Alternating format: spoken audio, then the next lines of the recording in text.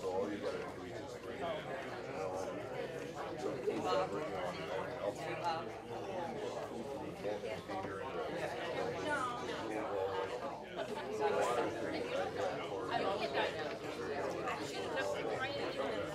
coming a little spring. So rather than go push them around the poodles, yeah. Shelf there and see how far they can push it around.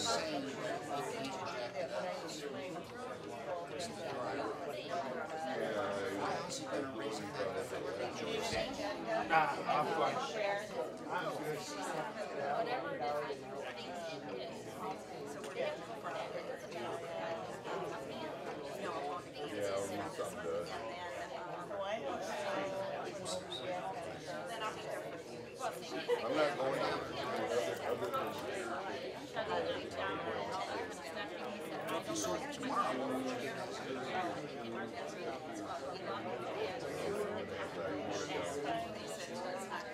yeah, she hasn't.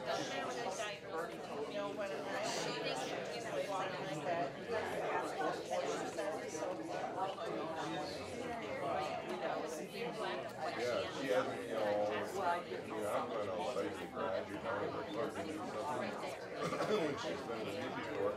And it's like, when I come in, where are you? Well, you can. Yeah, so let's go.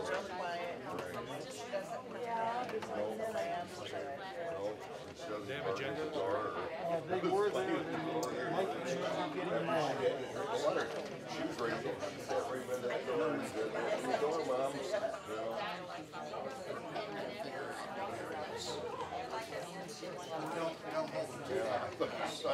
That's it. If you have it, it's just not that's a cow. And I don't know where he is because I've seen him.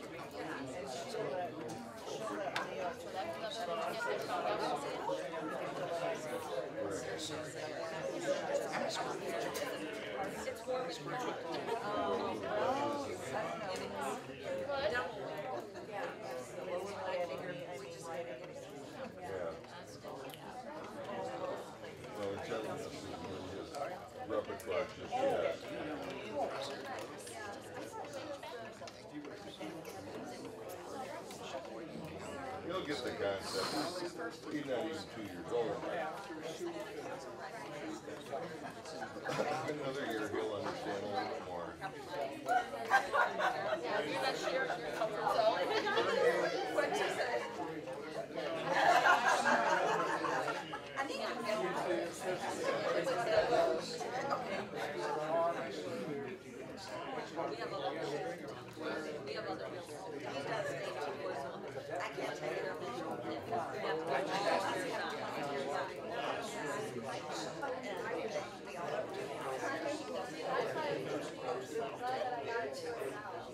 So is that how we would have to do it?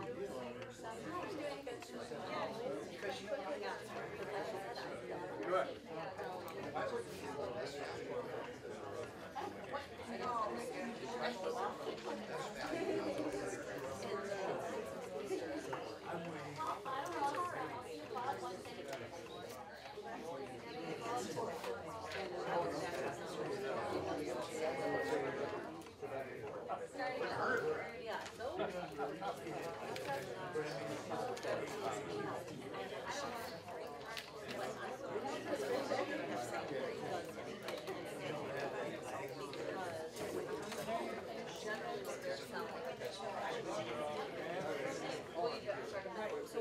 Art, I think, was going to come in the middle of the week, like Tuesday and Wednesday next week. And then the weekend, because my boys are supposed to come.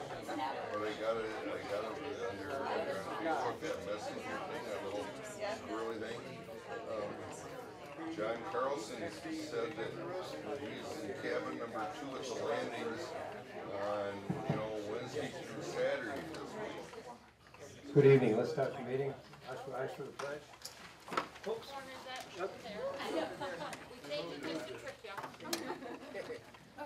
Pledge allegiance To the flag of the United States of America and to the republic for which it stands, one nation, under God, indivisible, indivisible, with liberty and justice for all.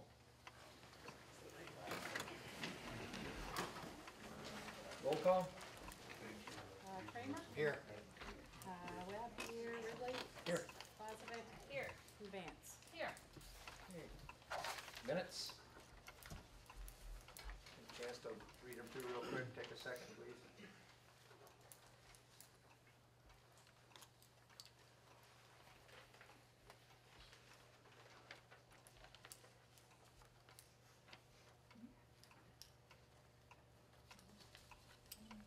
Is there any edits or omissions?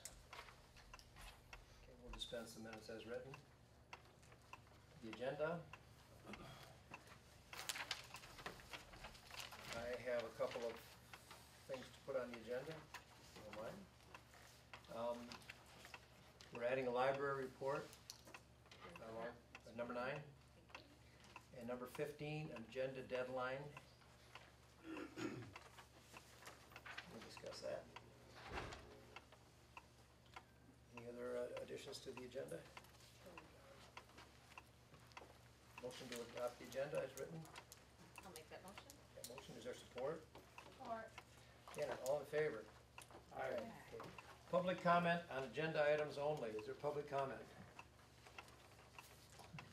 Yes, ma'am, go ahead. Janet Hay, 3640 Victor Drive. Last month and the month before that, I've asked for us to have a standing item on the agenda, requesting that the board review the agenda for conflicts of interest and to recuse themselves in events thereof. Last month I asked for that. I didn't get it. There was clearly a conflict of interest on the agenda. A board member did participate. If we don't understand what conflict of interest is, the IRS requires it now for any nonprofit that's applying. There are lots of examples of what the IRS looks for from regular nonprofits. I suggest that we get busy and adopt something and make sure that everybody on the board understands. Thank you. Any more yes, yes. In response to number 12 on the agenda, I support our township board charging a reasonable fee for all Freedom of Information Act research from all persons or organizations requesting the information. Thank you. Public comment?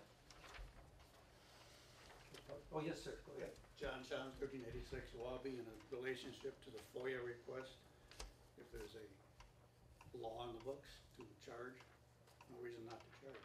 Simple as that. Thank you, Mr. Shawns. Yes, sir? Yeah, Gary Frieswith, Wabi. I also support the board in charging a reasonable amount for any FOIA request from anybody in the township. Thank you, sir. Any more?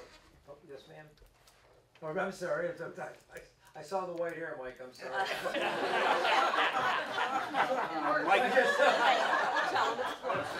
It's blonde. It's blonde. Mike Reardon, Link Boulevard. I support the community charging every individual for labor required for any FOIA report. Thank you, Mr. Reardon. Thank you. You're in trouble. It's not the first time. Here, though, I mean, you got it. Yeah, I just, that's all I could see. I'm so envious. Any more? Yes, please. I want to support what that lady over there said about the conflict of interest, because we only have 3 minutes to speak, and a board member last week on her subject spoke more, not last week, spoke more than 3 minutes, and I think that's a little unfair. Thank you. Public comment? Yes, sir. In agreement with some others that have already spoken, I also support the board in charging any reasonable fee for any time expended responding to FOIA requests. Yes, sir. I too agree with them that we should charge a nominal fee for a FOIA request. If it takes our people away from their normal job to do that, then we ought to compensate them for it. Public comment?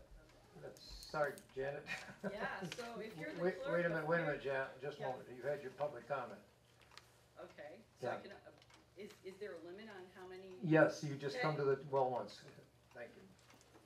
Yes, sir, Mr. Wolf. Okay. I kinda suspected that would. Yeah, I'm sure you did. Freedom of Information Act,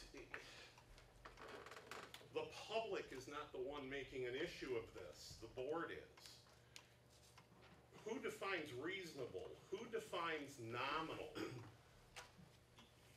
The comment that was just made about taking away from their regular job, answering FOIA requests is their job. There's nothing unusual about that. Every elected official is bound by that.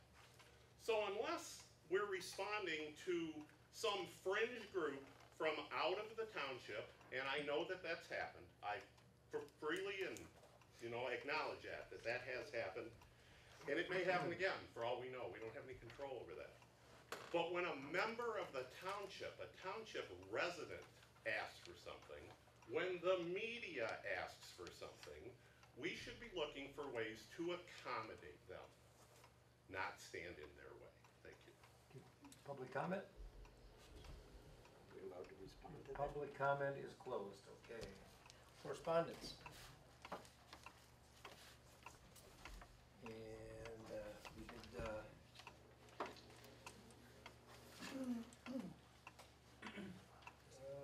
we just have one comment about something that's not on the agenda, one correspondence. So it was regarding an abandonment of Slocum Road, but it's not on the agenda. We had one today, right? Pardon me? We had one today. Oh, Mr. Davis? No. I didn't get it. I don't know what you're referring to, Mr. Chairman. Get it next time. Okay. Gretchen told us, Oh, we got one, oh, Gretchen sent us a letter today. yes, we put that on there, agenda deadline. Okay, Okay. sorry. Nope, no problem. Okay, correspondence, treasurer's report and bills, Bobby? Okay, general accounts, $2,591,178.22.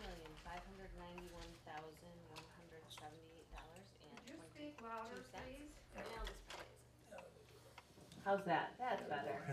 All right.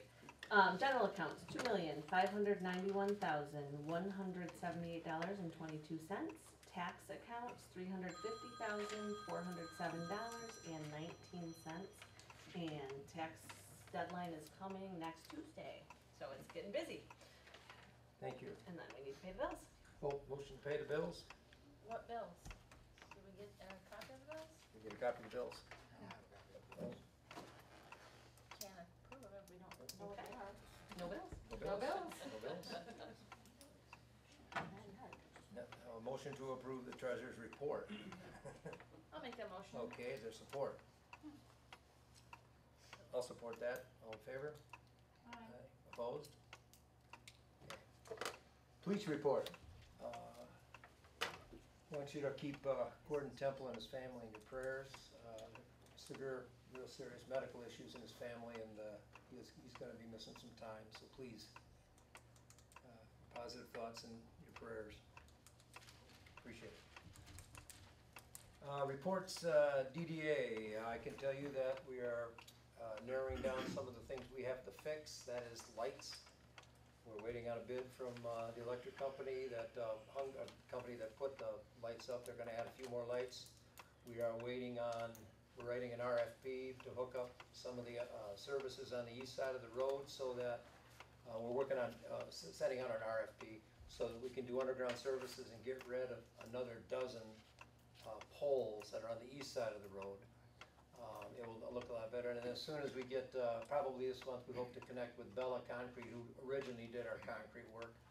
They're gonna give us another bid on finishing off in front of Citizens Bank. I don't think there's anything else on the DDA. No, I think that's it. Parks Commission, you two are right there, and you can, Dave was gonna say what? We're moving ahead on a lot of projects right now. Things are slowing down so we can get some of the maintenance projects done. We did lose two going back to school, so it's only 3 of us now, but there's a lot more time, and we're looking into a well for the fish, how we're gonna accommodate that so we can expand the landscape. Just staying busy. I understand. Well, and if I could add. Yes. One of the big things that we're working on, understanding that the parks budget is about 30 to 40% of the township budget. We're working on trying to find ways, creative ways to create a revenue stream. So what that could very well mean is pay to play. Pay for use of the parks. Yeah. But it's way too early to really discuss any specifics, but that's what we're working on right now. It's a really big deal. Thank you, Mr. Burton. Yes, sir. Hey, Doug, could you just kind of... Can't hear you, Bob. Excuse me. Doug, could you kind of explain where we are on the docks and what you gotta do yet? Yes, with the docks, by October 1st, the statue will be delivered. So we're working on getting the foundation in for that. I'm getting a price on putting in a concrete walkway all along the top of it instead of the wooden boardwalk. We feel that it'll be more long-term than a wooden boardwalk and safer for use. That's gonna be great, that was great. And we haven't, tree service has given us a price and is supposed to have that big white pine that's falling down out of there by the 1st of October as well. Well, thanks for keeping the cars out of there. But when I go by there, it looks great. You guys have done a great job. I just wanted to thank you for that. One more thing about the, Mr. McGinnis, did you want to make the comment, or I can read it off here, or you can just make the Well, comment? basically what we're doing, a few years back, we did a say goodbye to the Camelback Bridge and had the community come out. This Sunday at noon, we're going to do a hello to the fish. And everybody there, and if you want a copy of the photograph, all you have to do is email fish@mcvideo.com and we will email you a copy of the picture that is taken. If you want a copy of the picture of the Camelback Bridge one, just put that in your email, we'll send you a copy of that also. The picture will be done at 12 o'clock sharp. And I'm guaranteeing you, it will be 12 o'clock sharp. Yeah, don't be late. Okay, Planning Commission, is anything happening with our Planning Commission? Well, Go ahead. not so much right now, but as we talked today, 2022 will be the update of the master plan. Right. It's been 10 years since we updated it, and we changed it from the 2010 to 12 because we could wait for the census to come out, so it makes sense to use the current census. So starting in January, we're going to start working on somebody come in and get bids from different groups to help us put it together. So next year will be, hopefully in a couple of months, we'll get it done. So we'll have it ready for the summer or the fall next year. And there'll be public hearings, public Yes, meetings. just like we have in the past. Okay, great. Thank you, Mr. Shervney. I'd like to introduce, you haven't met her yet, is Kelsey Rutkowski. She's our new librarian. She just started, and let's welcome her. You have a report for us? Yeah. Okay. So we have some exciting events coming up in September. Next Tuesday, the Friends of the Library are holding a fundraiser where the public is free to browse and purchase limited edition prints from local artist Candace Tucker. And that fundraiser is in this room from 10 to 7. On Wednesday, September 22nd, we're hosting Jonathan Rand from Chillermania for a night to meet the author from 6 to 7 p.m. And we have a registration form on our website if you're interested in that, because space is probably going to end up being pretty limited.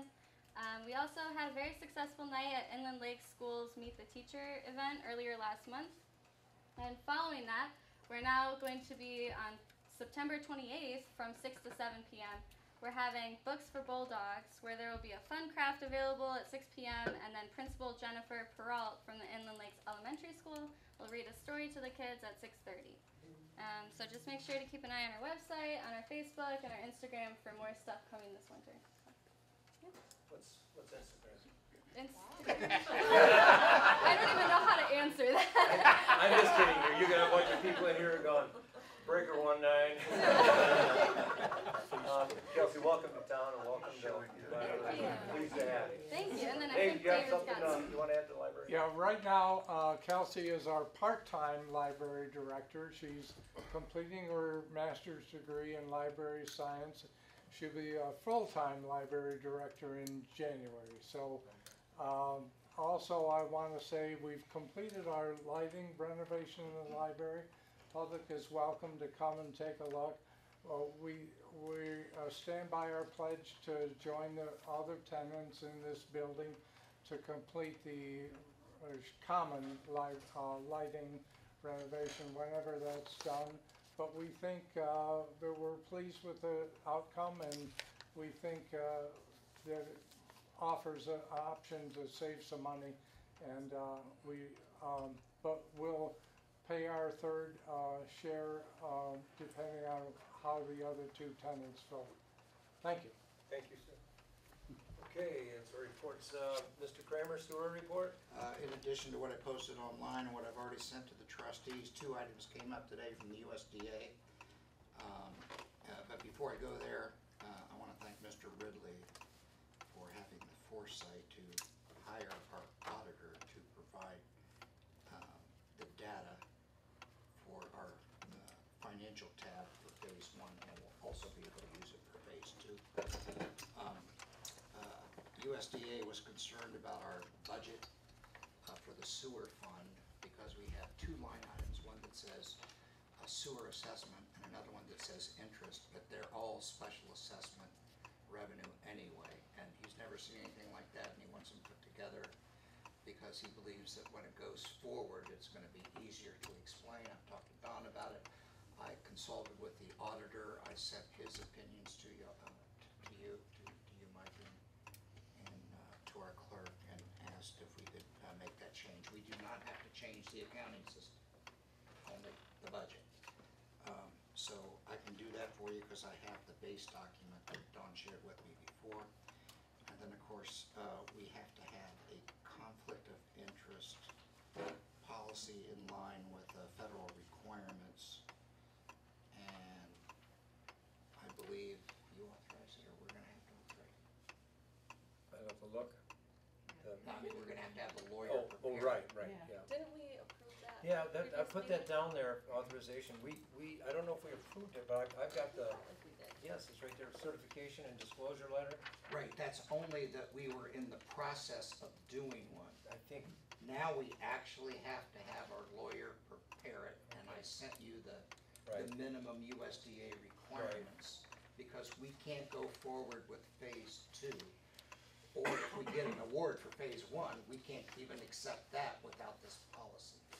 So my suggestion is that we authorize the lawyer to prepare it, and if it's soon, just a quick special meeting to get it done, and so we can get it uploaded. That's my well, again, recommendation. I put that on the agenda, authorization for conflict. Okay. Yep, okay. And that's it. Okay, well, thank you, Mr. Kramer. Hiring policy, well, here we go again. We've been on this one for a while. Let's try Yeah. to get her done tonight. Well, let's see if we can do this. I did not meet with Dawn earlier, as was suggested by Mike last month, because Bob and I have already worked on this together, and we have a consensus between the 2 of us, and if we brought Dawn in, that would create a quorum, and that would be against the OMA. So, I think we just need to do the full public discussion and deliberation here. I did talk to her today, and found out she does have 1 or 2 small concerns that I think we can hammer out today. So, let's start from the beginning. I think the selecting officer on the definition A, I think that's where your main point, Dawn, is, because if I get this right, and tell me if I don't, okay? You think that we should carve out the Parks Commission, and I'm assuming the police department too, from our hiring authority? In the library. And the library as well? First of all, okay, let's back up here. First of all, your question is we should not be involved with the hiring and firing of Parks Commission or Police Department. Well, the original legal review that we had on this hiring policy that went to the lawyer, actually, that position, which would be on A, the subsection A, selecting official, was the only issue that the lawyer did not have a problem with. She agreed with it completely. This document allows us to perform the existing policy of permitting others to do the hiring and firing for the departments and commissions with the consent of the township board. So that's what we're already doing. We're allowing the departments to do their hiring and or firing, but it still permits the township board to have the ultimate authority. I think what is really being questioned is the chain of command and who should have the ultimate hiring authority over these township entities. And the hiring and firing is not a function of the Parks Commission. They have no authority to do so. Mr. Schofield, if I'm correct, you do some of the hiring for Parks Works and things like that. Mr. Schofield is a hired employee. He's not a Parks Commission member. He's a hired employee with Mike, his supervisor, correct? Am I got that right? Pretty much? Pretty much, but it's still. On behalf of the board. On behalf of the board. On behalf of the board, exactly. So, for that reason, the Parks Commission does not have the authority to actually hire or fire anybody. They can supervise, but they don't hire and fire. The Parks Commission has no funds except for what is allocated by the board and cannot pay for their own employees. They can pay for but we pay the employees. They come out of our general fund, but we assign it to the Parks Commission, but it still comes out. I'm sure, Dawn, you make up the checks, correct? Yeah, okay. So, they also, they don't have the insurance. We carry the insurance for all of the township entities. And if something should happen, either by accident or neglect, whoever is injured, whether it be an employee or someone else is the injured party, they're not going to sue Doug Schofield, Jennifer Andrew, the Parks Commission, Chief Temple, the Police Department, Mike Ridley. They're coming after us. We're the ultimate authority. The buck stops here. This is where we are. As a matter of fact, in the employee handbook, let me read, on page 2, it says, the township board shall remain responsible for all employment conditions within the township, including, but not limited to, hiring and firing of employees, job transfers, working conditions, employee complaints, and other responsibilities. So, I contend that we are the ultimate authority. We can designate other people to do hiring or firing if we so choose, but the buck stops with us, and we should keep that way because we don't want to water down the authority that the township board already has. We need to keep control of that authority. Let me ask a question. Somewhere in there, aren't we saying, if I read it right, that we're delegating the authority to the first line supervisor, are we not? That's always been, that's always been what we've done with. But we delegate. The selecting official is generally the first line supervisor. Yes, and that's explained in the hiring policy, yes. Can everybody hear okay back there? Are you having a? Okay, we have to talk into these microphones. I'm sorry. That's okay. Okay, so the reason that I wanted to actually get together and go through some of this is because I also have been reading, and this is the MPA's handbook for Attorney General opinions, and it just so happened there's a section in here on Parks and Recreation. So I pulled, and it references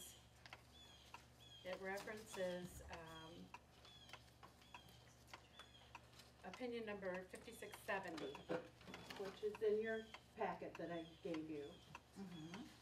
And it specifically states that the Parks and Recreation Department manages their employees. Right, I have no problem with them managing. It specifically says. Read that one paragraph. It is Because we have an elected person. Yes, because it's an elected board. It is my opinion that the Township Park Commission is required to submit its budget to the Township Board for its approval while in whole or in part once the budget is approved, the Township Park Commission may operate without further approval of the Township Board. And above that, so these are the last two paragraphs, it specifically says that manage and control the township parks and places of recreation. It follows that it has control over its employees and the duties they are to perform. This authority is subject, however, to the Township Board passing on the proposed budget of the Township part of the commission. So the two are separate. We have to pass the budget. They get to do what they want with the budget. It's theirs. They can hire who they want and who they don't without coming to us. They can, if we so choose. That's not what your policy says. Yes, it does say that. So let's fix it. Your policy doesn't. Your policy So let's says fix in it. section 4, your policy says that the township has full authority in the hiring and firing of employees as well as the other work conditions. The board will decide how and when and who does the hiring and will not relinquish their authority to do so. That's what your policy says. That's true, because the buck stops Well, with us. that's in conflict But with on the selecting official, right here in the hiring policy, it says that the selecting official will be designated by the township board, and it will be determined by the board to permit that selecting official to have full hiring authority for each employment position to be considered, or to require the selecting officer to present qualified applicant recommendations to the township board as a whole. And the selecting officer may be the township supervisor, the direct supervisor of the department requesting the employee, or an officer or employee of the township, and may be assisted by other township board members or township employees. So it does cover delegating that authority to someone else if we so choose. But why are we asking them to come to us first?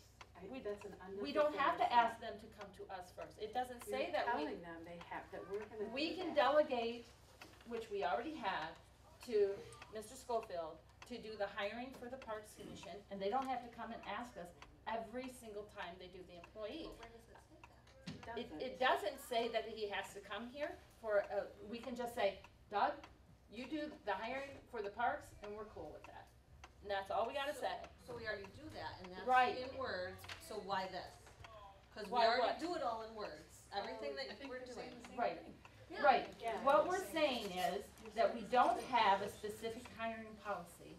And I think it's good governance and good business to have something that we can actually show people what the rules are that we expect from them and they expect from us. It's called transparency, and it's an attempt, which I ran on, and I also ran on no cronyism, and this is an attempt to make sure that that doesn't happen either, that everything is above board, transparent, put on the website, and everybody knows the rules on both sides of the game. So why create a whole new document? We don't have one. So that's what you do, you document what you're doing, say what you're doing and do what you're saying. So that's the document we need to create. What are we doing, and then do it. If we need to tweak it a little bit, that's fine, but And I this is think, a whole brand new document. and I think it's a good point. If we have this attorney general decision, which I just saw, it would be a good point just after we have a general agreement on a policy. Just say, we wanna do this, but we have this one, we have this concern. How does that play, Mr. Attorney, right? And so here's a couple of my other concerns. In section 3, you've got notice and applications. You have the public notice shall be published in the same newspapers used by the township, legal publications, and other newspapers. That needs to be changed to May. We don't wanna be locked in. Yeah, cause Doug don't have a lot of time, I can understand. No, so it needs to be changed to May. You don't wanna run a newspaper, do you, Doug? Full-time, I have a problem with your full-time description of more than 30 hours. I think right now the Fair Labor Standards Act does not describe what is full-time, that's up to us. I don't wanna block us into something that we might not like We are already later. blocked into that according to our employee handbook, because it explains exactly what we consider part-time and full-time employment. Okay. That's So already in so there, that's- and that's why you I gave get that to me. Because that's from 1999. 1999. Right, so and we I need wanted to make, address. actually it's Well, from okay, 2009, but And then I I, had a question I about wanted to that. make sure that it was consistent, and if it changes, we can change the policy, but when you're making a policy, you have to at least make it consistent I to would- what we already have. So I would like to be able to update the handbook and make sure that our policies are, and the handbook are consistent with current law. And I don't know that we've done that. Well, if we had a policy. That was the that- purpose of the meeting, Janet, that was why I I wanted know, to but have this meeting. I couldn't discuss it with you because it would make a quorum, and we could've. don't, A quorum is Yeah. 3 people at the same time. not necessarily. It doesn't matter, we could have done a Well, workshop. we can could I have done- suggest something? Because we could be here all night doing this. The lawyer made it clear to me, that he recommended it either be done at a regular meeting, but he also recommended, remember, a special meeting. And this is gonna take some time, and I think it can all be hashed out. We're almost there. I would suggest we just schedule a special meeting at people's convenience and get this one item done. And we don't leave until it is done.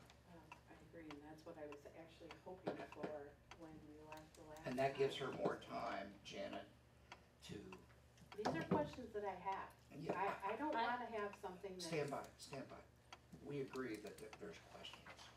But we're never gonna get anywhere if we don't have a draft. And this will give her time to do her own draft or take our draft. No, we can collaborate, And- for the love of and- God, yeah, why and- can't we sit in the same room and do Yeah, this? exactly, and I'll bring my computer, and we can hash it out, but I agree with Janet, we need to have one, let's just get it done. Well, I agree with Bob, as long as we can have a special meeting of the full board. I don't want just 3 people deciding, coming to a consensus, and then virtually it's just rubber stamped through when we get to the board. I want the full board to be involved in this. But I agree, a special meeting would be appropriate. And we have a whole special meeting at people's convenience, and those that can make it, I mean, I gotta tell you, I'm leaving Friday, I won't be back for weeks, so. Okay. But you'll still have a quorum. And I wanted to ask Bobby, if we were to do this, I know you got a really busy schedule, is there one day that's better than another? Any day but Tuesday and during working hours is. So maybe. I mean, if we could do an Thursday. afternoon. No, like, just anytime after 1:30 or Yeah. 2. Sorry. Anytime after 1:30 or 2. Well, Thursday would be great for me, and I'm busy until 1:30 or 2. What do you say? I would defer to your schedule.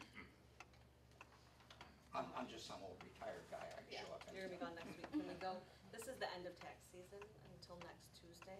It's really crazy. Oh, All okay, hours I of the day. understand. So, I understand. after you get back, I don't have my phone with me. That's after you get back from, Wichita. Okay. Okay. Janet, would that be That'd be okay? fine, yeah. Okay, so we have to give at least 18 hours notice. Well, you know what, we may be able to kill 2 birds with 1 stone if we have to review Rob's stuff on the sewers. So, is that agreeable? Who's the ghost? Well, I don't know what it is. Bad, any idea? Is there bad battery in one of these? No, Just it's probably earth that interference. spooky clock from the old days. Well, so you made a motion to do this in a special meeting, is what you're saying? Yes, And ma'am. to be decided at the time? To be determined in accordance with the treasurer's busy schedule. I forgot about that busy schedule. I'm really sorry. There's a motion. Is there support? I support. Dan supports. All in favor? We need the money. Okay. Okay, FOIA appeal, straight standing order waiver of fees.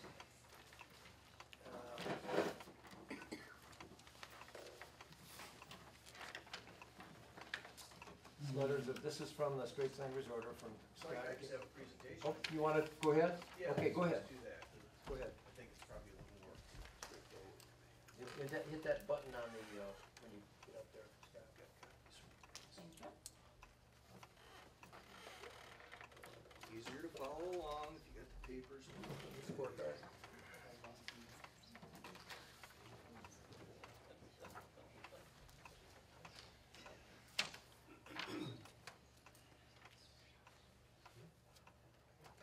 Does it light up or? Just touch it, yeah, just touch it once. Yeah, hold it down a little later. Good? Yep. Okay, what I'll open with is just a little preamble so you understand kind of the background on this. That the way the Freedom of Information Act is intended to work. I think a lot of people have misconceptions.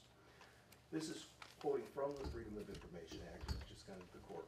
It says, "It is the public policy of this state that all persons, except those persons incarcerated in state or local correctional facilities, are entitled to full and complete," and I emphasize full and complete, information regarding the affairs of government and the official acts of those who represent them as public officials and public employees consistent with this act. The people shall be informed so that they may fully participate in the democratic process. It also defines public record. Public record means a writing prepared, owned, used in the possession of, or retained by a public body in the performance of an official function from the time it is created.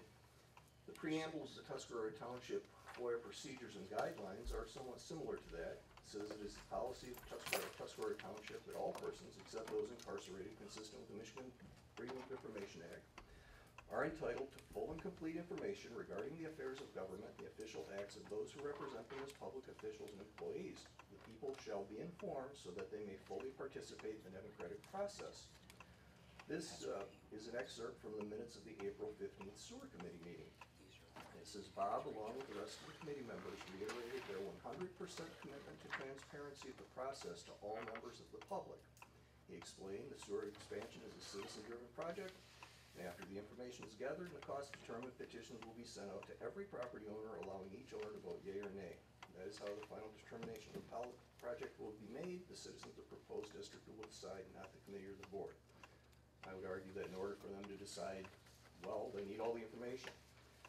Against that backdrop, Straits Land Resorter filed the following Freedom of Information request on August 27th of this year. Quote, "This is a FOIA request for public documents. All correspondence concerning the proposed sewer expansion, either written or email from or to Tuscarora Township trustee Kramer for the period of 8/14/21 to 8/20/21. That's a 1-week period. Technical documents that are not provided in electronic form to or from the township may be noted as existing for in-person examination. All other documents are requested as emailed documents. I request a waiver of all fees as a disclosure of the requested information is in the public interest and will contribute to the public's understanding and knowledge of Tuscarora Township's actions, operations, and representation of the township to other individuals and entities. When no documents exist for a given time frame, please notify me by email." An email from Clerk Dawn Webb dated Saturday, September 4th, indicated that in order to receive the information requested, the resorter would be billed $201.90, $188.44 for copying duplication, $13.46 for the cost of locating the documents. Again, let me repeat what was requested. 1 week of correspondence from one trustee related to one subject, the sewer expansion, provided as emails, not hard copies.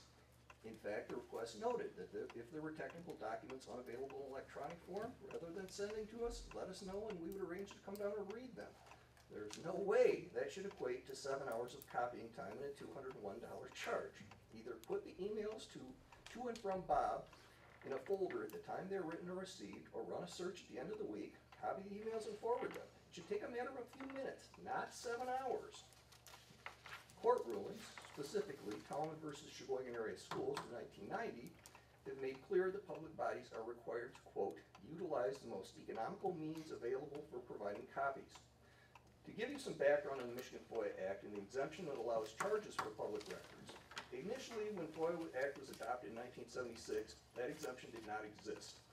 An exemption was added in recent years that allows a public body to charge for providing information, but only in very limited circumstances. Specifically, the law reads, "A fee is described in subsection 1 shall not be charged for the cost of search, examination, review, and the deletion and separation of exempt from non-exempt information, as provided in section 14, unless failure to charge a fee would result in an unreasonably high cost to the public body because of the nature of the request," not the nature of how you guys do business, "in the particular instance, and the public body specifically identifies the nature of these unreasonably high costs." The amendment clearly is not intended to allow public bodies to charge to respond to FOIA requests, either as an additional revenue stream or as a way to discourage members of the public from requesting public information. The FOIA law also provides that fees for FOIA requests may be waived where the public body, this is again quoting public law, Michigan law statute, quote, determines that a waiver or reduction of the fee is in the public interest because searching for or furnishing copies of the public record can be considered as primarily benefiting the general public.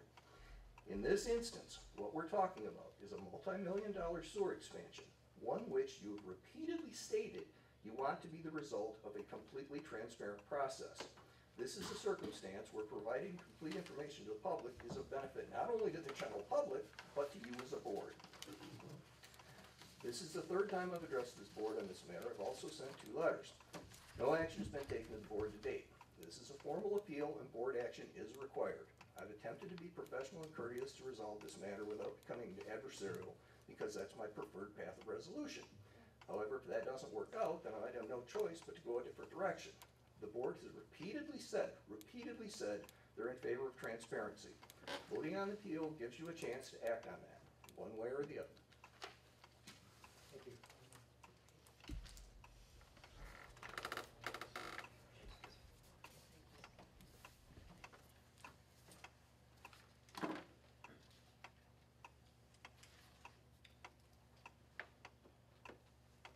I don't think the issue of releasing emails is the issue, it's the waiver of fees. We have provided, we have provided the emails. Yeah, so. It's the waiver of fees. It's, I have a real problem with providing raw emails, raw, like Word documents. Those need to all be converted to PDF because they can be manipulated. And I don't agree that we should print them and scan them like the previous clerk did. But it takes quite a bit of time to convert every email. Excuse me. can't hear you, Bob. I'm sorry, I apologize. It takes quite a bit of time to convert those emails to a, what do you call that? PDF. To a PDF. And especially databases, that takes quite a bit of work time. It takes a lot of search time. So I have 4 issues with this. One, I made a mistake telling Dawn that we had to redact one database because as you remember when Blake Smith was here, we had to, he was asking for that list and he did not want the names. So I thought we were supposed to redact them, so that's my mistake. So I looked up what we quoted the resorter, and there was 1 week there where we had 30 minutes redaction that we should back out. But my other 3 issues are resources, resources, resources. We will provide the information, you just have to pay a reasonable fee. So We don't have the resources. So in your packet, there is a log that I started keeping with all of the FOIA requests that have come in. It's not just from the resorter, there's a couple of others. And I'm documenting, it's pretty self-explanatory. The ones that are highlighted in green are FOIA requests that we already sent because they took less than the 15 minutes.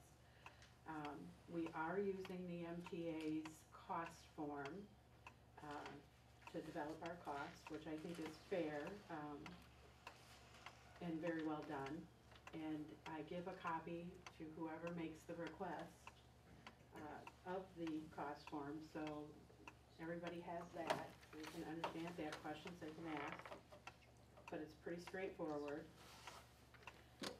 In total, in the 10 weeks that I've been here, the request of, outside of the 30 minutes that he's gonna take off, we're up to almost 37 minutes, or yeah, 37 hours, 37 hours of work for these FOIA requests. All but, I think 2 of them have come from the resorter. The most expensive one actually came from a company called, a legal firm called True North, which required about 11 hours worth of work. So we've billed everybody. It's not just, we're not just picking on one person. If the request takes less than 15 minutes, And that 15 minutes can be, if you look at that particular form, there's several buckets. Each bucket has to be over 15 minutes before we can add cost to that bucket. So if bucket 1 is 12 minutes and bucket 2 is 12 minutes and bucket 3 is 12 minutes, there's no charge, even though we've spent half hour or whatever. And that occurred in one case, correct? Yeah. Can I ask a question? Yeah. So if we've got these amounts, like Scott said, the 7 hours, so if it took 3 hours, in essence, if you actually went to fulfill one of these that you've billed out and you say, oh my gosh, this doesn't take 7 hours, this only takes 3 hours, We don't charge. you would be billed accordingly. Yeah. It would, so it's just, it's an estimate. And We're not now allowed to it's do based- otherwise. Right, No, yeah. but it's pretty easy to calculate. I mean, you just do every task one time and time yourself and. But I feel like it would get, it's, maybe it wouldn't get easier as you go. If it's- Once you fulfilled one, it seems like then you would know. Yeah. My understanding is that if it's less when we actually do it, that's what we charge. Okay, However, that's what I assumed, but I didn't want to. however, we cannot go more than, I believe the law says, or our policy says, over 105%. But, you know, I just want to make sure we all understand that this particular appeal is to waive all fees, not reduce fees, waive all fees. I mean, you have some other documents that explain our three actions that we can take. I talked to a few other townships and I was looking at township websites for the financial information, that was requested of me for the website. And it seems to be pretty common practice that townships charge in what I saw. Most townships don't get many FOIA appeals, if any. But definitely when they do get one, that cost worksheet seemed to be utilized and is pretty prominent on every website locally. And I guess my concern is, we have a policy that we do have a written policy on FOIA, and it clearly outlines that the FOIA officer is in control of it. They're the one doing the work, they're the one putting in the time, and I understand it's a duty, it's not a statutory duty of the clerk, it's the clerk who ends up with that duty. Wow. It's a duty of the board and the. Everybody does. Yeah, I mean, everybody has to but do as far as some work. fulfilling them, you're the Yeah, FOIA the FOIA, officer. Yeah. And you are that mostly by default, not by statute. And so, in the past, we had a FOIA officer who was also the admin. So her time in the office, her salary, perhaps compensated for those tasks a little more. These FOIA fees would not go to the FOIA officer, but they're the person in our policy over and over we state that has the authority and makes those decisions on our FOIA. And so I guess my course of action generally in life and in making decisions on the board is not to step on other people's toes. If it's not my decision to make, and I don't, even if I don't agree with it, you know, sometimes you just bite your tongue and you move on. And we have a new clerk and we have a new FOIA officer, and she's creating the charts and she's doing the thing. And so I would have a hard time, I guess, saying, no, you have to give it all away for free if that's not how you feel as the owner of that position. I want to point out that even USDA charges them. They waive the first $25, and after that, everybody pays, even to the federal government. Okay, I have one issue with this, and that, Take your mic. oh, sorry. Okay, I have one issue.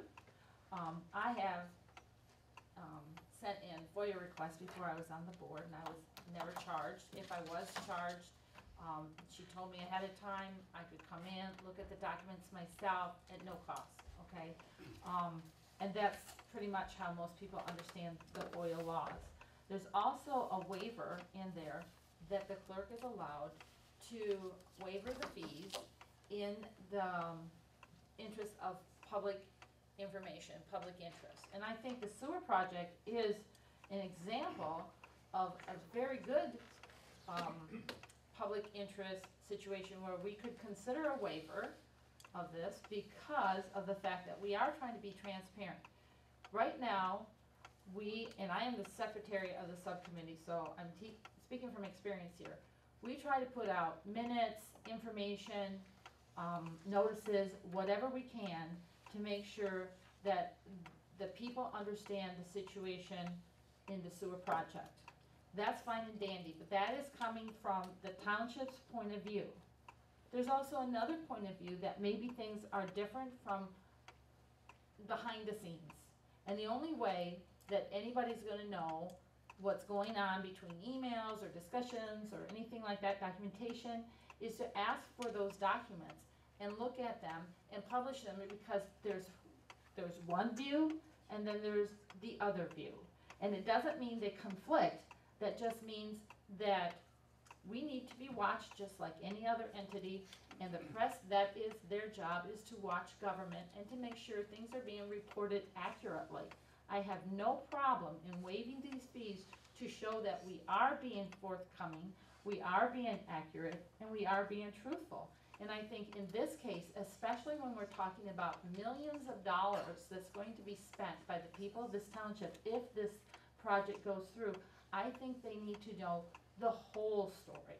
And I'm not saying they're not getting it, but I want to make sure everybody knows that we are being forthcoming, that there is nothing going on behind the scenes. You don't have to take my word for it. The documents will prove it. And I think it's very important that people have confidence in what they're being told, that is the actual truth and the whole truth.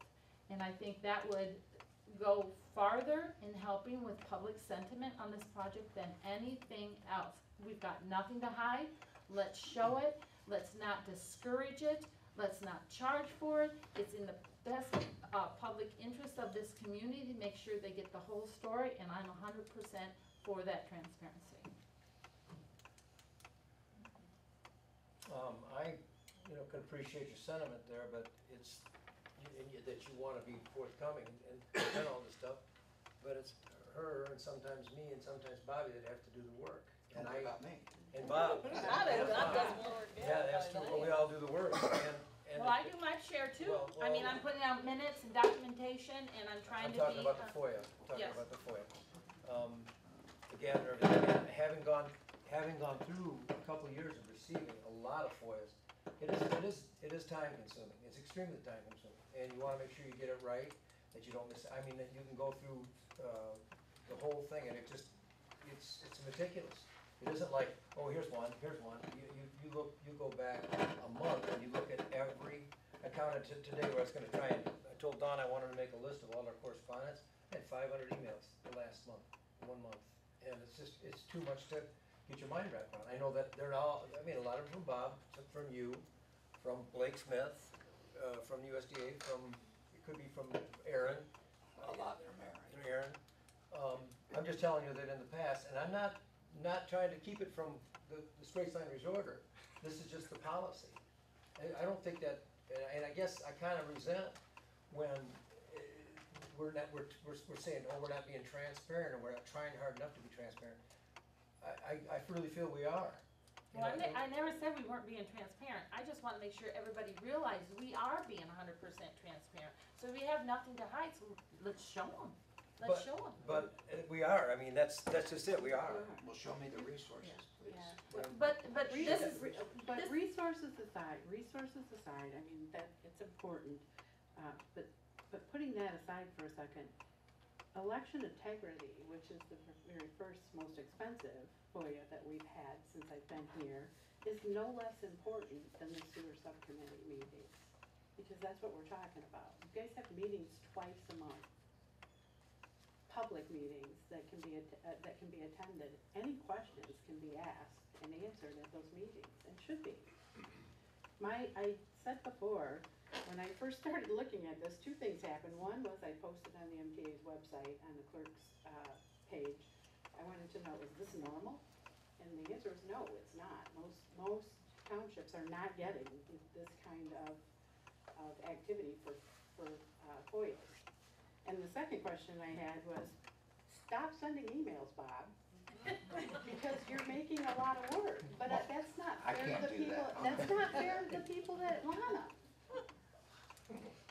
Well, there's another wrinkle to this that we have to consider, because this $201 charge, was for a 1-week period. Yeah. If they decided to do it by day, or maybe by a 4-hour period, then another 4-hour period to, or whatever, you would have to consider each FOIA request independent, and you couldn't jump them together, and it wouldn't even come to this then. It wouldn't come to it. So if they went ahead and did a daily FOIA request, which is possible, then it would have to be considered, each FOIA request would be independent of all other FOIA requests.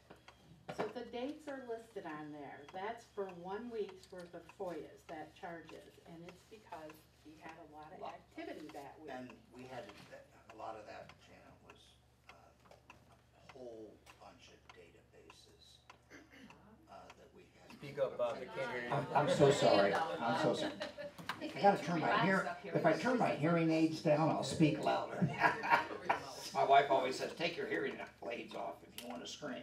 So, that one particular week was a lot of activity, and I know Mike remembers it because the USDA guy was here, Congressman Bergman was here, we were bringing Stabenow here, and the conversion of some of the databases was very time consuming. And I can tell you that I'm doing the work just to give the estimate, and it's painful.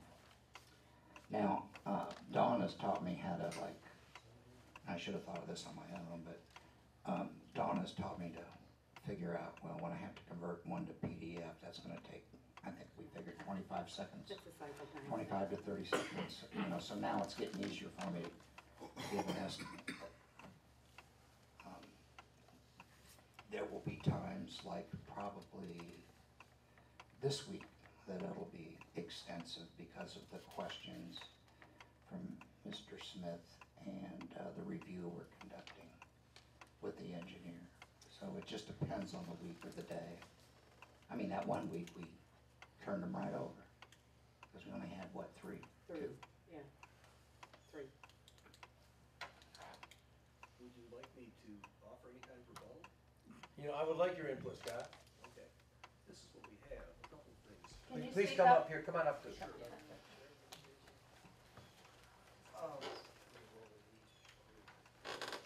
On what Bob's saying about databases, I would think people involved in that who are looking at potentially a $28,000 bill would be interested in seeing those.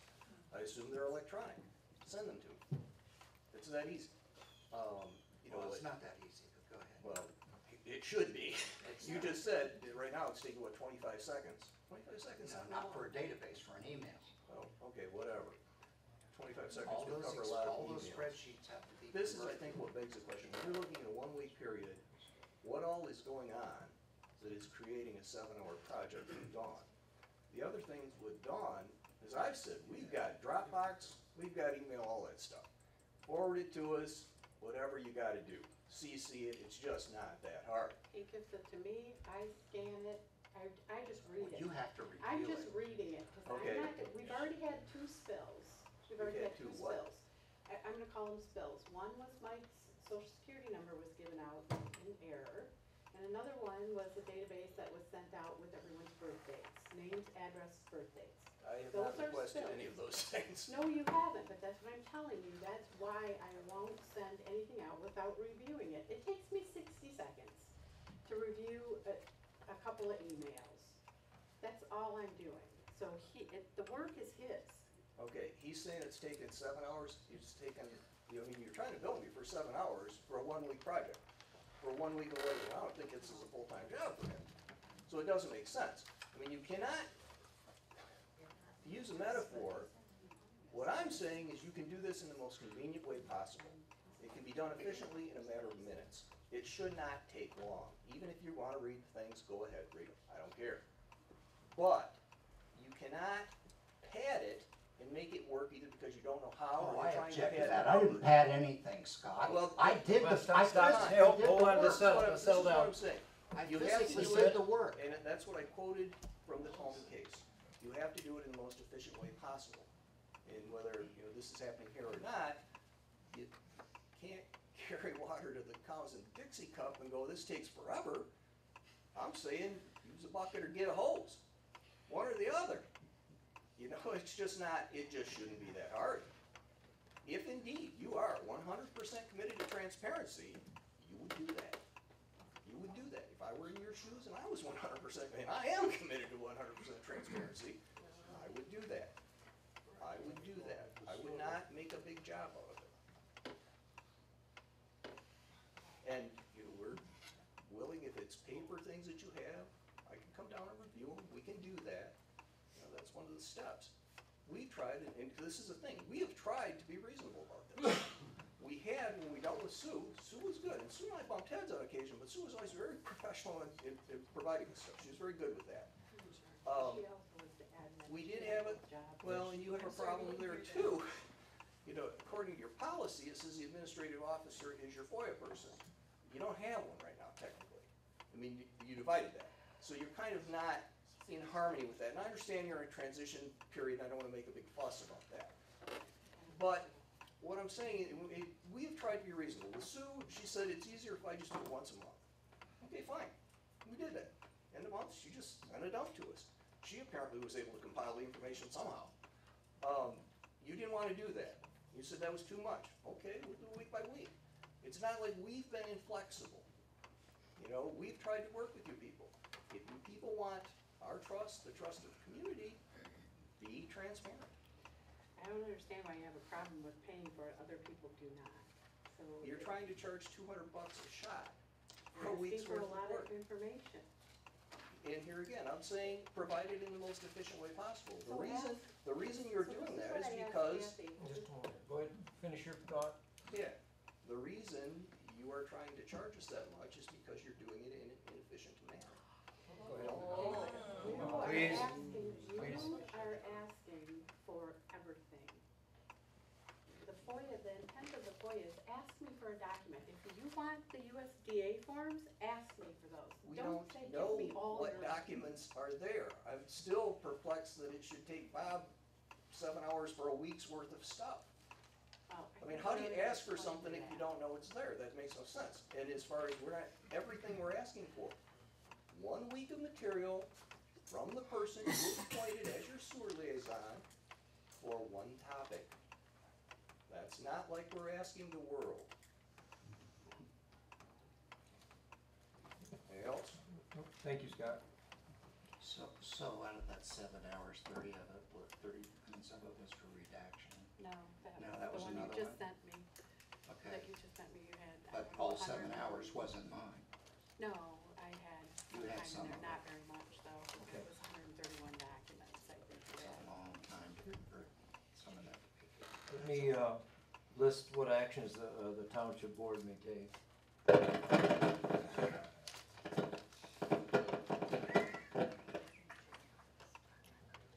No, I don't think it's mine. China.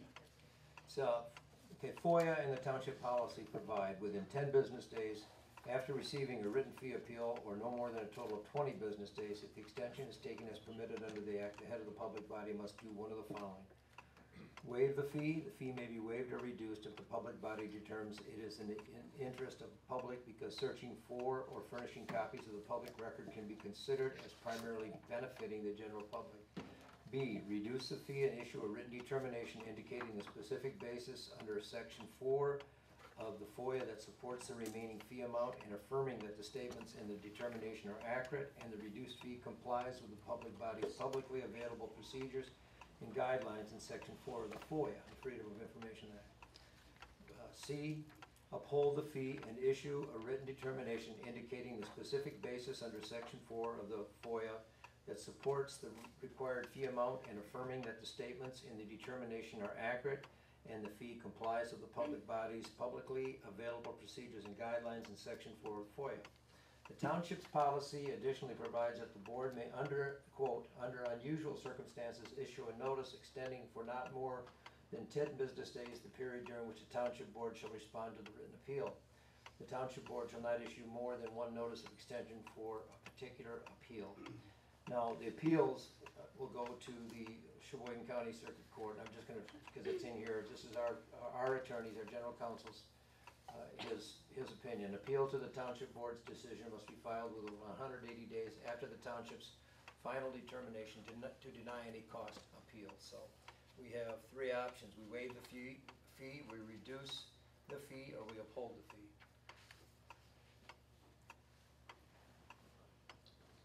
I make a motion to move on. I would like to make a motion that we waive all of the fees because it is in the best interest of the public at large to know exactly what's going on with this multi-million-dollar project, and I want it as transparent as possible. Okay, here's their support. There's no support for waive the fee section. Is there any other suggestions or motions? Yeah, I'd make a motion that, Get the microphone. oh boy. I make a motion that we, implement paragraph B as you read, reducing the one redaction fee by 30 minutes, getting rid of that. And, since I don't seem to know what I'm doing, I guess we could reduce the 7-hour fee by half. So your motion is to reduce the fee and 1 week's fee where we had 30 minutes of redaction, which was incorrect on my part. And just for sake of argument, reduce the one where Don and I spent estimated 7 hours, which could be less. But we could estimate it, we will cut it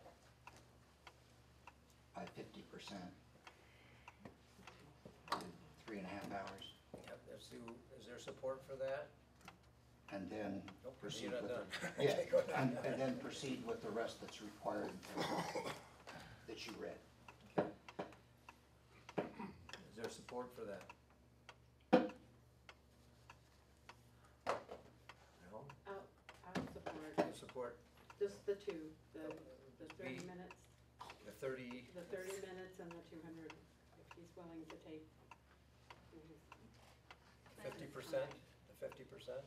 Yeah. That's what he said. Off this one. We can have discussion. Because I just have a question, because I would like to see one of these go through to see how the time goes, how it goes, because I understand the having to print, read, all of those things, because we can't just send raw emails. I completely understand that part of it from the things that I've read, so once we, if the resorter agrees to this and goes through with the FOIA request, can we revisit it after, or is this appeal and then it's done? This appeal and then it's This is done. Okay, so we can't say, okay, we've done one now, everyone has a feel for what it's about, and then maybe in the future, we reduce the fees. Bobby, we don't print anything anymore. That's what Dolly used to do. Dolly used to print everything Okay, and then rescan it. That's a big waste of okay, so time. you just save it as a PDF? Yeah. Right. You just put it into a form that. I can be found a changed? way in Outlook, Okay. and I showed Dawn how you can take Okay. an email out of Gmail, run it into Outlook,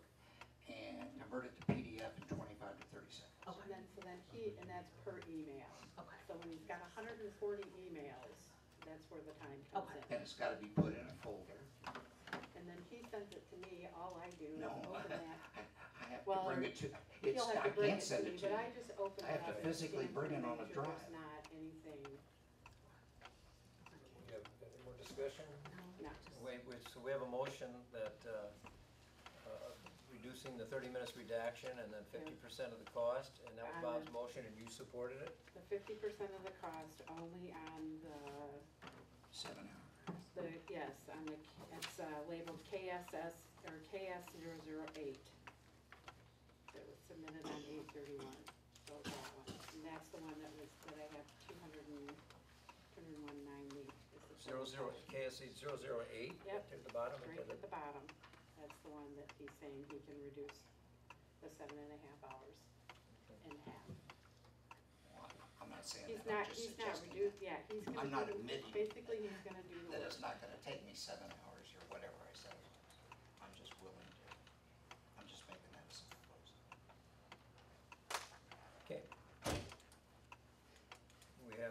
and support. All in favor? Aye. Opposed? Aye. Okay.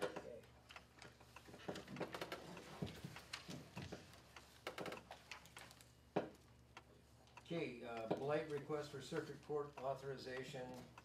We received another, we've been moving forward with a, did you have a copy of this? You do? Do you have a copy? Yes. Okay.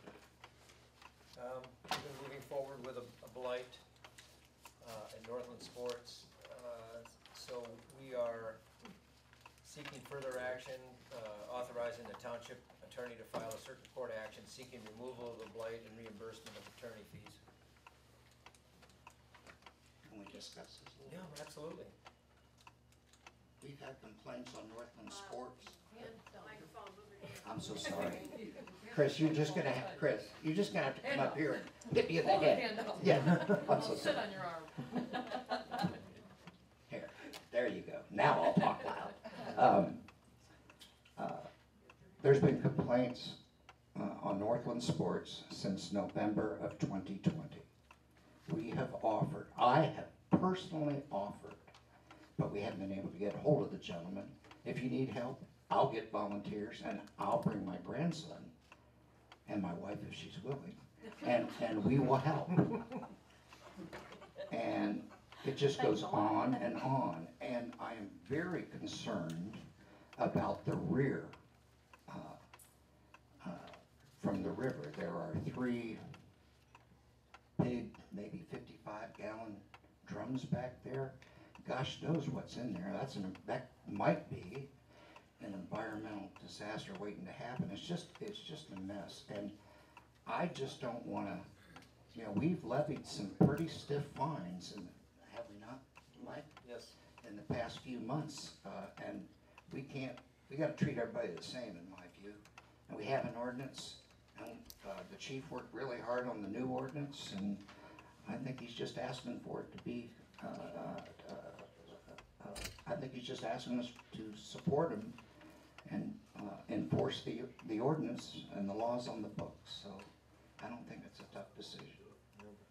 Police chief indicated that there has not been any improvements to the property. Further, Sheboygan County Magistrate Liz Stankiewicz stated that the matter was in default, and she recommended that the case be turned over to the township attorney. So that's where we are.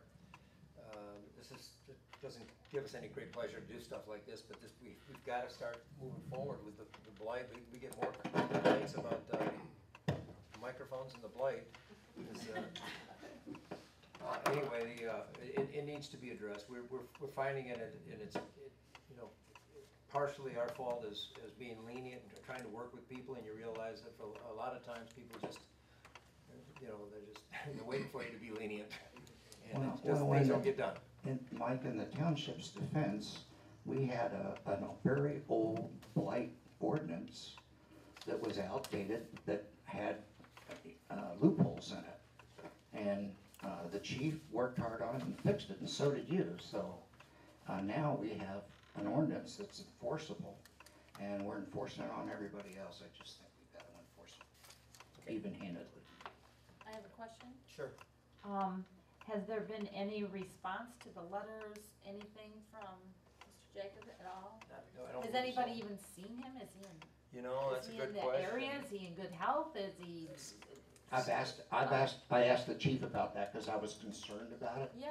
Because he couldn't even get a hold of him. Yeah, to- I've stopped by there myself. Yeah, I to can't get a convey hold of him the offer, he myself. won't come to the door, but the chief has said that he has seen him around town, Okay. walking around town. Okay. That was my number one concern. Had a couple stop in today and wanted to know if the place was still open, because they used to love going there, just going and looking at, All his old stuff in there. stuff in there. I know, the cleaning lady probably hasn't showed up in a while, but, you know. Okay, we need authorization to move forward with the township attorney. Is there a motion? Tom makes a motion, there's support. Bobby supports, all in favor? Hi, unfortunately, Yes, done. it's not a fun thing. No, it isn't at all. Authorization for a conflict of interest policy. All we're gonna do is contact Rob and develop this, because we have a memorandum for the record, policy certification disclosure letter. This is all a draft, and we need to tie this up and make it an official document. Go ahead, Bob. Mr. Supervisor, can I read this? Yes. For the record here. The USDA requirements are, a part of the complete application, the applicant will certify in writing that it has an up-to-date policy. And the policy will include at a minimum a requirement for those with a conflict or potential conflict to disclose the potential conflict, a prohibition of interested members of the applicant's government body from voting on any matter in which there is a conflict, and 3, the specific process defining how the governing body will manage identified or potential conflicts. B, the applicant must also submit a disclosure of planned or potential transactions relating to the use of federal funds that may constitute or present the appearance of personal or organizational conflict of interest. Disclosure must be in the form of a written letter signed and dated by the applicant's official. A negative disclosure of the same format is required if no conflicts are anticipated. And the certification and disclosure letter are required for all applicants. And as I told you today, Mike, we won't be able to proceed with phase 2 without this completed document. Phase 1 we're good because we're working on it, but we can't go to the next phase, or we cannot accept the any monies until we get it done. We'll move forward to that as soon as we have a motion to authorize. Mike, I have a Yes, question. sure. Okay, on the first sewer project, was this part of the requirements I from the don't- USDA, or I is this don't a new recall it. require? Well, let me tell you, well, there's a laundry list of new things that we're dealing with. Okay. You're right.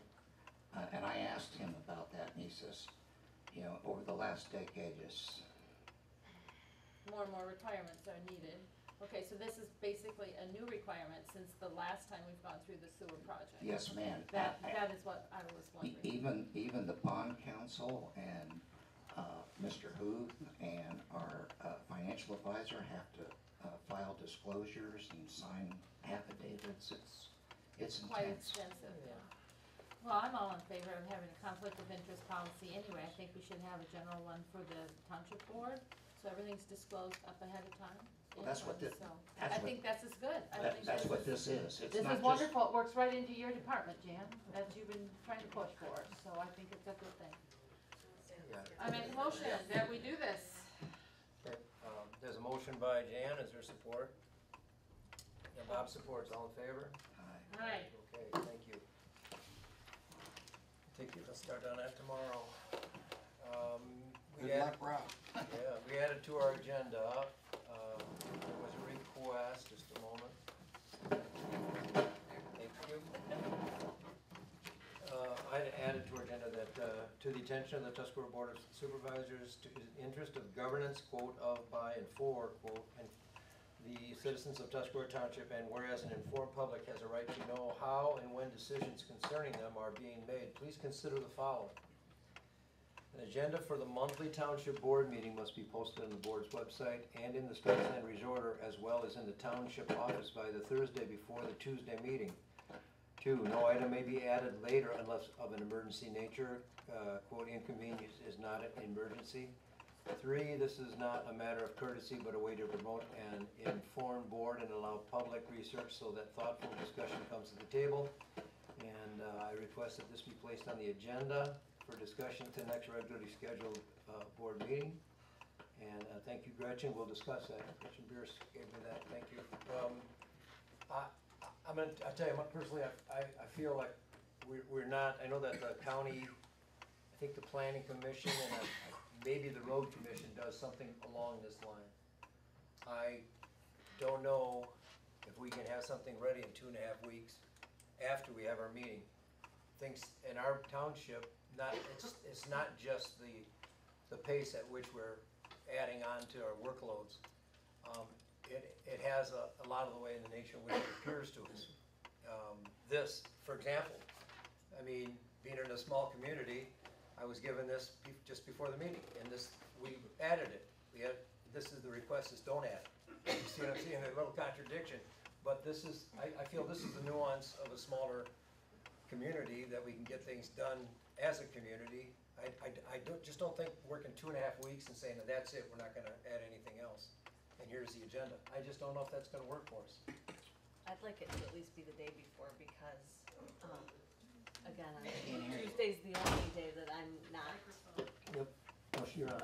Oh, Tuesday is the day that I am not in this office, and so when things start getting thrown around on Tuesday morning for a Tuesday night meeting, it's very hard to be prepared.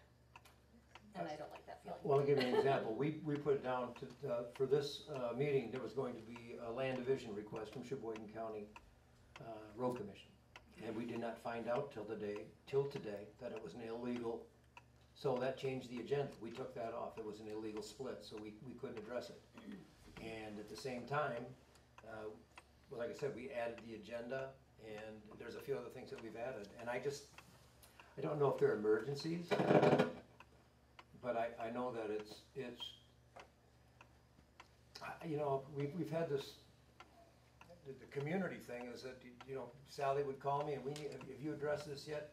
And I'd go, oh my gosh, we need to put that on the agenda. And I've received that call from just about half the people here. Did you put that on the agenda? And you know,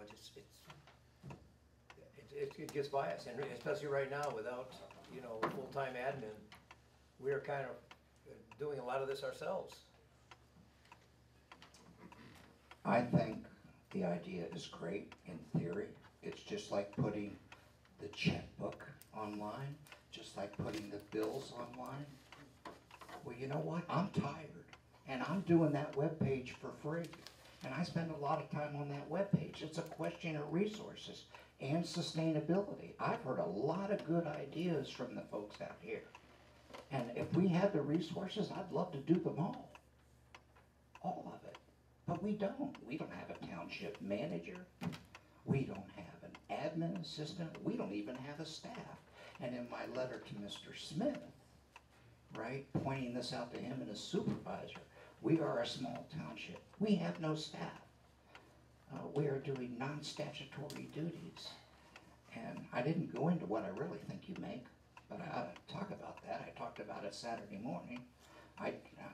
I'll just disclose it. I've asked every one of you folks how long it takes for you to do your jobs, and for the last 2 or 3 months, you've humored me and you have given me an estimate, a reasonable estimate of how much time you spend on your jobs.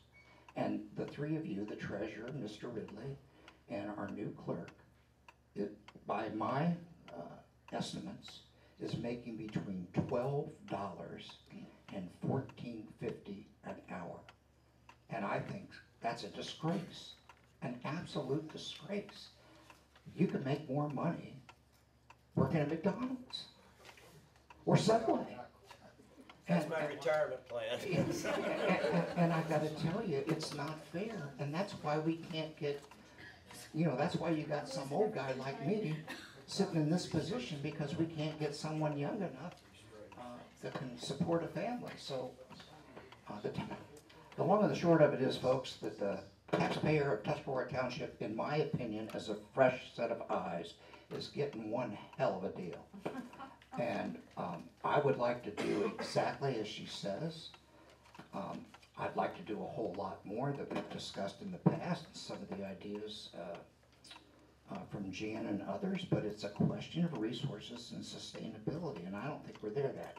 I do want to point out that if I understand what I've learned from Mr. Ridley, for a special meeting, we must disclose in advance what that agenda is and stick to it. Is that correct? Correct. Unless you have a full five people on the board, all 5 show up, you can change the agenda if all 5 people show up. But there is no requirement to publish an agenda that I'm aware of for a regular meeting. We do that to try and give as much notice as we can, and I drop everything I'm doing when he sends it to me, and I stop and put it right on the webpage. So, you know, we're trying our best.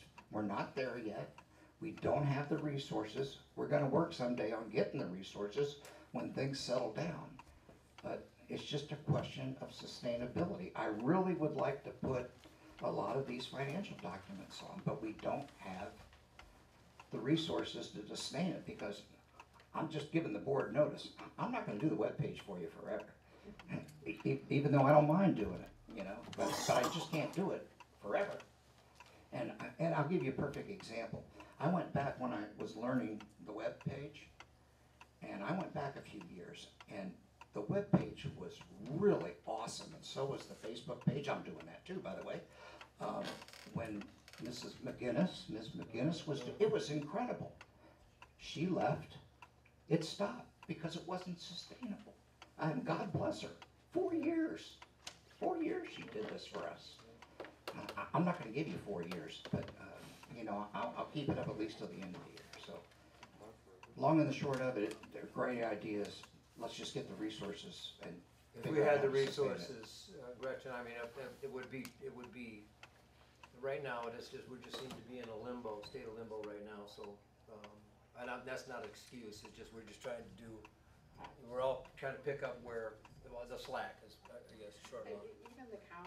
Even the county is having issues with agenda changes. I mean, we had a meeting scheduled, and the next day it was canceled. And that's happened probably the last Several times. 3 or 4 meetings. I would suggest that we not dismiss this. I would like to table it. Come back to it. Okay. As we move forward. Because as our citizens get up here and citizen comments and give us all these great ideas, and a lot of them are great, we want to hang on to those. I haven't forgotten them. Don hasn't forgotten them. I know that because we talk about them. So maybe we could just, you know, table it and keep thinking about it. Keep trying to figure out how to do it. What say you, Janet? I think we'll get there, but I think the big things we have to, like if we have road abandonments, things that require document review and looking outside, I think we can't put those on Tuesday. These things, the blight requests, things like that pop up. I think, you know, like you said, we would hate to have waited till next month to do that, and that just came in this morning. Yeah, if we were city council, but some things we it'd be have different. to have ahead of time. We will try Thursday or Friday before the meeting, which would give everybody a couple of days plus the weekend. Yeah, and then again, if we have to take things off, then that's better than having to add, I think. Okay. I do think that we have some things that we can post on the website. I don't think it's practical for us to publish them in the newspaper, but I do think it's practical for us to try and post what we can on the website by Friday. Because if things come up, we can always add it or subtract it and keep it, you know, up to date on Monday. But if we can, you know, try to get as much as we can and be as you know, publish as much as we can, that if there is there road abandonment, if there's a lot split, if there's a this or that on there that concerns specific people, they know it's coming up to that meeting and they'll be informed. And if we have to table something or take it off the agenda, well, that's just part of doing business up here. But we do have to have the flexibility of adding and subtracting, and that's very important because things do come up where we have to address them today because we have a deadline or something like that. So I think we're gonna try and do what we can, but don't hold our feet to the fire totally. Just yet. Yeah. But we've made some improvements. I mean, Bob's been really good about updating the agenda. And everybody that has signed up for the subscription, you get an automatic email or a text message that tells you that agenda is out there and any changes that happen. It's called Notify Me. Yeah. And, oh, by the way, one of the big problems I found out, I think it was from Ron here, you have to click on each category, right? You just can't click on one and think you're gonna get them all. You gotta click on every category. There's one for sewer information, there's one for meetings. We even have an alert system. We actually tested it, so it does work. So it's tabled for the time being. Okay, let's go to citizen comments. Anybody got any citizen comments? Did we miss something? No. Go ahead. Go ahead, Ron. I just took them all off. It might even be that one right there, I don't know. Guys, if you were totally transparent, there would be no need for FOIA, ever. No one would have to FOIA anything. FOIA is a loser. It's like the Biden flag. It's like your REU lawsuits, where I believe you lost 9 out of 10, where the only appeal that wasn't granted was the one for the trading post. It's like the 10K in consultant fees that we talked about not having to pay and we ended up paying anyway. Perfect example, True North. Where is the correspondence in a public meeting where we talked about True North? I don't recall it. Now, I happen to know what True North is, and that it's election related, but not because you told me so, only because I know because of outside interest. This is really the first I'm hearing about it. So, it wasn't revealed in a FOIA section at a meeting. It wasn't revealed at a correspondence section at a meeting. So how are we, the public, to know what it is, what it's about, how much time you've spent on it? It's a bunch of lawyers from Minnesota. You really want to take them on? I mean, this FOIA issue is not a resorter issue, it's a board issue. It's doublespeak, it's contradictory. And more importantly, it is a loser in court. How much of our township money are you going to waste trying to justify recovering a $200 fee? It's ridiculous. We still don't know the full story behind the Dolly departure, and we probably never will. Mike, I really consider you a friend, and I think our interaction outside of this room has been nothing but joyful and fun, and I don't have a negative comment to say about you. But what goes on in this room, I really don't care what you resent. I really don't care how our comments make you feel. We're not here to be your friend. We're here to hold you as a public body accountable for our money, and that's not going to change. You have no choice here on FOIA, just do it. It's called discovery in a court of law. They will compel you to do it, and they'll compel you to justify the fees.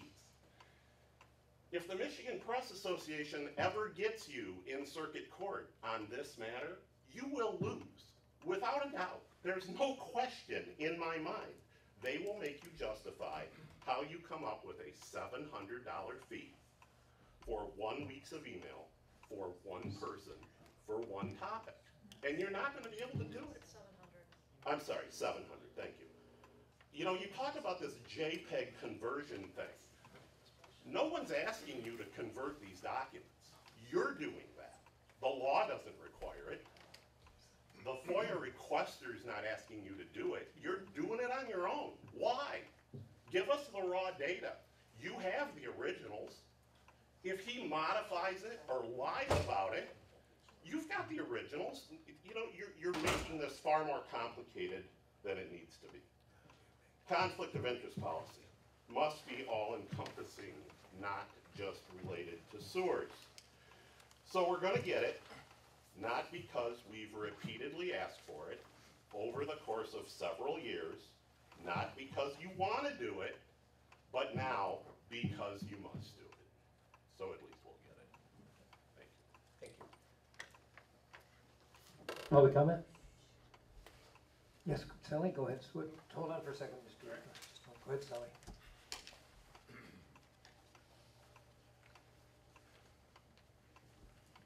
I'm sorry that I'm not as smart as the previous speaker, but I'm getting a little tired of coming to the township board meeting and him using his 3 to 5 minutes to lecture us on all the wonderful things that we're doing wrong.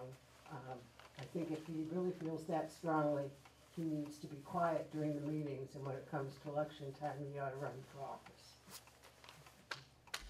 Jay, thank you.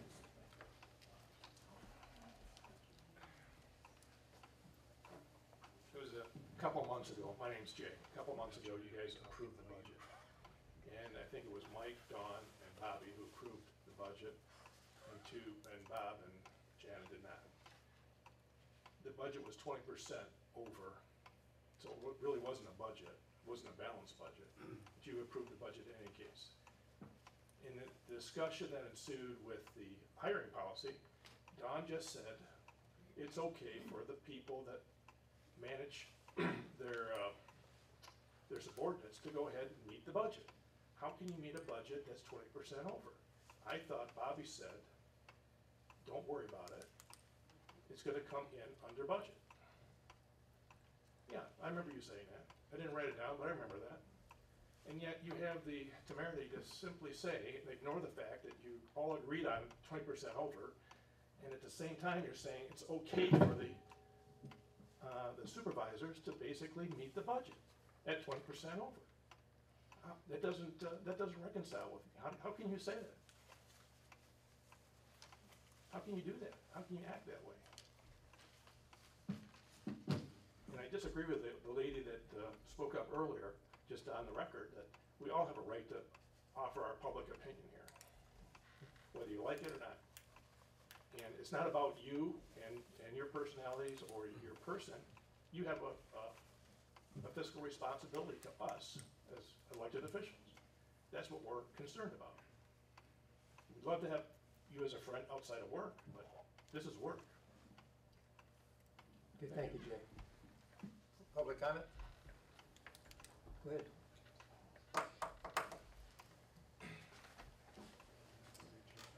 I too would like to start with the budget. I wrote a letter several years ago about a deficit budget, and I was read the riot act that I didn't know what I was talking about. It was a deficit budget, just as this is a deficit budget. And we have approved that Parks and Rec can operate well outside of their revenue. I'm glad that we admitted that tonight. I hope that we rectify it. We could do that immediately with a special meeting if we chose to. That I will leave to you to decide. Last month, I did mention that the conflict of the FOIA policy could be used as a bludgeon if we chose. I also heard the board comments that we don't like it to be adversarial here. My recommendation is that I heard a very wise man once say that every team is a reflection of its leadership. If you don't want it to be adversarial, don't make it adversarial. I know that my friend Lana Tice walked into Brighton Township and immediately changed a number of things, and FOIA requests went away. If you want to contact her, she's now a state senator. In the fall of 2019, I was here at a meeting, and these comments never made it to the minutes. So I think it's ironic that, Mike, you read a statement from the MTA acknowledging your commitment and this board's commitment to transparency and accountability, and nothing has changed. It's harder to get a FOIA now than it used to be. The treasurer's report is not any more comprehensive than it was then, in spite of the fact that I was here in this room when we adopted a motion to pay BSA a great deal of money to get software that would make it easy for us to get more financial information. We don't get any more financial information now than we did then. I'm sure it's easier for you guys to create it. I'm sure it's easier for us to manage the budget, and internally some things have to be easier. I know that it's easier for the auditors. But this body isn't existing for the auditors. It doesn't exist for you guys to get paid. It exists for you to serve the community. And I appreciate that y'all work very hard, but $200 a week times 52 weeks is $11,400 for one FOIA request, the revenue it would generate. I don't think the intention of FOIA was to be a revenue stream for the township. The conflict of interest policy, hallelujah, I'm glad it's finally here. That is not a substitute for leaving it off the agenda, however, and I would strongly urge you to follow other townships, their sample agendas where that is the first item on the agenda, so that it has to be considered overtly in every meeting. That way you get credit when you recognize that you have a conflict. Thanks. Public comment? Okay, public comment is closed. Board comments? Board comment? I have one comment. You got a comment? Go ahead. So I did some research on websites, so I kind of both answering that question. Websites don't have any more information. One thing I did learn, I thought that our budget was on our website, and it's not. It is. It is? Yes, ma'am. I couldn't find it. Under the government tab, Okay. and you see like Board of Trustees, audit, township budgets. Okay. You gotta read that. Yeah, so I couldn't find it. So, Because I couldn't find it. our budget's there. I'll send you a link. I need to be able to find it, so maybe we can look at that, but, I only found, so I did Sheboygan, Emmett, Presqu'île, Otsego, and Charlevoix. I checked townships similar sizes and their cities. Only 3 of them had their budget on the website. Treasurer's report, Hayes Township and Charlevoix had the same report that I give with the balances. That is just not true. Charlevoix has their entire This is check board- run as part of it. Board comment, Janet. I'm telling you, I'm reporting what I researched. So and I couldn't find our budget, so maybe I'm completely incompetent, but, in my research, this is what I found. With that being said, I think we could generate more reports, especially for, my report, as I stated before, not that it's an excuse or a reason, it is the report that's always been given, and in looking at this, it's the report that most treasurers in our area in northern Michigan give. There are other reports that can be run out of general ledger. They run through the administration of the clerk's office, because I only have so much power in that area. But I think as a board, we could talk about possibly some more inclusive reports and then adding those with our budget. Putting our checkbook online, from what I've researched, is a bad idea. And it's not something personally as a treasurer I would look into doing, but more reporting, yes. But we're not completely, out of the ordinary of townships in our area, so that's my report. Yeah. Board comment? Okay, I have one just to point out, our new timekeeper over there. About a year ago, a gentleman from Tennessee called me, and he said, I have a clock that was in your depot over 100 years ago. And he said, I'm gonna be up next summer, would you be interested in it? And I said, yeah. Well, he's had it all refinished, he's had it all gone through. It's the same clock that sat in our depot 100 years ago, and his father bought it. His great-grandfather came here back, turned 1800 and some. Wasn't even from Ohio. But his father bought that out of the depot at an auction when they closed down the railroad. So he just came, donated it to us. I gave Scott the phone number of the gentleman. I hope he puts a little, guy had a whole bunch of great pictures, old pictures of Indian River, and he's looking for a few more. Yeah, I appreciate it. I have a board comment. Yes, go ahead. Before we go, I just wanna talk about our police department. We have a real serious situation on my street. We have, kids on our street. They have a basketball court kind of thing set up. They play out there all the time. There was a high-speed chase through my neighborhood. The minute that officer saw those kids, he broke off the chase. And these crazy fools when they saw the dead end, left a 65-foot skid mark. Those kids could have been killed. Thank God he cut it off, and they slowed down. And God bless them. That's all I can say. And they actually went through my neighbor's yard, even though it was a dead end. And then I want to thank both the officer that got everybody out of the condo that was on fire. We had no injuries, no death, and God bless this fire department. My gosh, they're out there until, what, 1 or 2 o'clock in the morning? They had just come off the expressway. Yeah, Janet, you know the facts because you wrote it. Yeah, there was a bad accident on I-75 the night before the fire, and they called out multiple EMS, fire departments to handle it. What actually happened, as best I can understand, is that there was a car going northbound. He had a blowout. It catapulted his car across the median, hit a family going southbound. And so the family ended up in various hospitals throughout northern Michigan. And the man who was in the car that had the flat died. But our police department, our fire department, and numerous other police departments and fire departments were out there all night trying to take care of that accident. They had to bypass and take the southbound traffic down 313 and around town and get back on because it was near where the Marina Links tunnel is, as best I can determine. And so anyway, they had to bypass all the traffic for hours. It was for hours. The firemen got back home, got in bed. 2 to 3 hours later, they got the phone call for the fire, and they were there. So we have fabulous community servants in our area. So when you see any of the fire department, police officers, even if they're not in our area, the sheriffs, the state police, other police departments, whatever, you thank them for their service because they had our back. And I wanted to let everybody know, I asked Chief Carpenter, how can we thank you? How can this board recognize you? And his only response was, we were doing our job. Incredible. Thank you all. No comments, board comment?